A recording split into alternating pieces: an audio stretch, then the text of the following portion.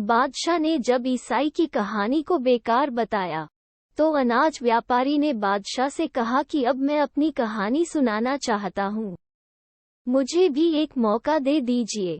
ये सुनकर बादशाह ने उसे कहानी सुनाने की इजाजत दे दी।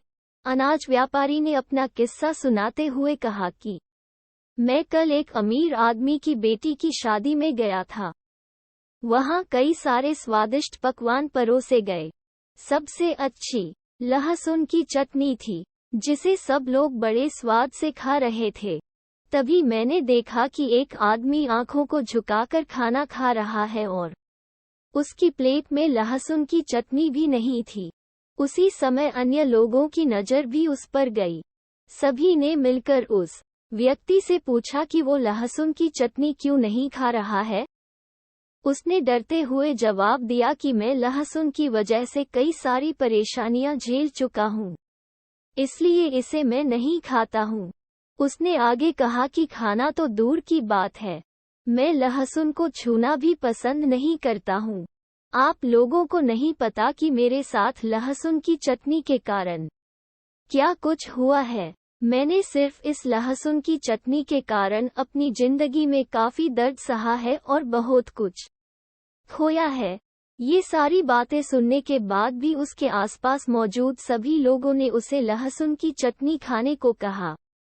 सभी के आग्रह को उसने अस्वीकार करते हुए कहा कि वो ऐसा बिल्कुल भी नहीं करेगा।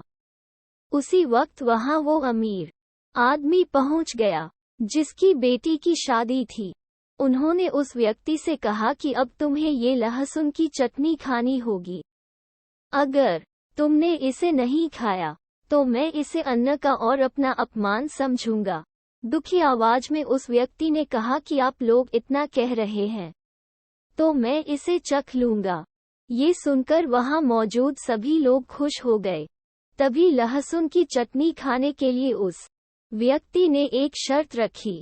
उसने कहा कि मैंने प्रण लिया है कि अगर मैं कभी भी लहसुन को हाथ लगाऊंगा या खाऊंगा, तो एक खास घास, राख और साबुन से 100 बार अपना हाथ और मुंह धोऊंगा।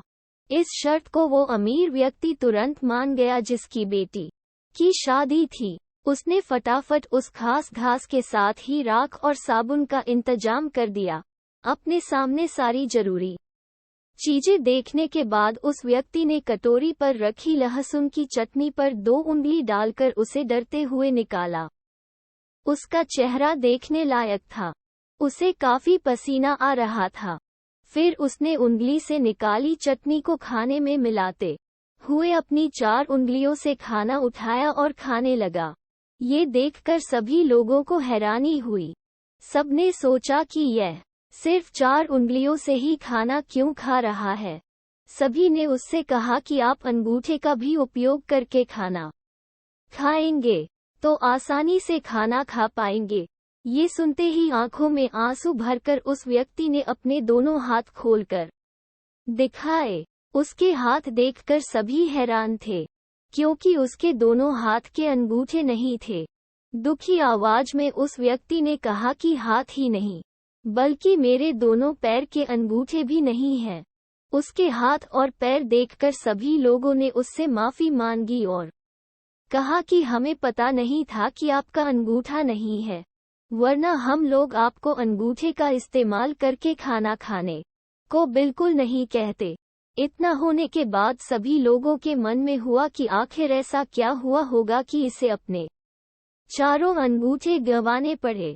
तब तक वो व्यक्ति वहां से उठकर घास, साबुन और राख से 100 बार हाथ और मुंह धोने के लिए चला गया। सभी लोग उसके पीछे पीछे गए और उसे हाथ धोते हुए देखने लगे। जैसे ही उसने अपने हाथ और मुंह अच्छे से धो लिए, तो सभी लोगों ने उसे घेर लिया। वो आदमी डर के मारे कहने लगा कि अब ऐसा क्या हो गया कि आप लोगों ने मुझे घेर लिया है। तब जिस व्यक्ति के बेटी की शादी थी, उस अमीर इंसान ने कहा कि हम सब आपके अंगूठे न होने की बात से दुखी हैं, लेकिन हम इसके पीछे की कहानी जानना चाहते हैं। तभी अन्य लोगों ने कहा कि हाँ, आखिर आपके साथ ऐसा क्या हुआ है कि आपका एक भी अंगूठा नहीं है। आप आराम से बैठकर हम लोगों को अपनी कहानी सुनाएं। हम आपका दर्द बांटना चाहते हैं। इतना सुनते ही उस बिना अंगूठे वाले व्यक्ति ने कहा कि ठीक है, मैं आप लोगों को अपनी कहानी सुनाता हूँ। इसमें मेरी लहसुन की चटनी न खाने और अंगूठे कटने दोनों ही बातें छुपी हैं। इतना कहकर वो खाने की टेबल के बगल में रखी कुर्सी पर बैठ गया और अपने साथ हुए उस किस्से को याद करते हुए कहानी सुनाने लगा।